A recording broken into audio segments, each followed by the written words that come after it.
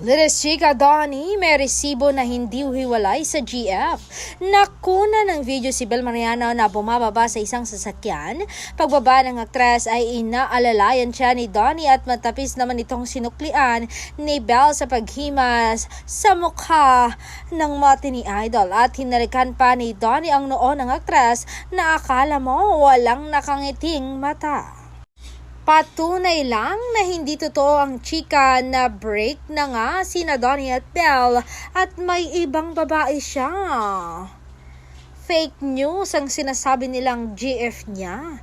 Itong si Bini Aya at Bini Mika at kundi iba pang mga babae na isinasama sa intriga.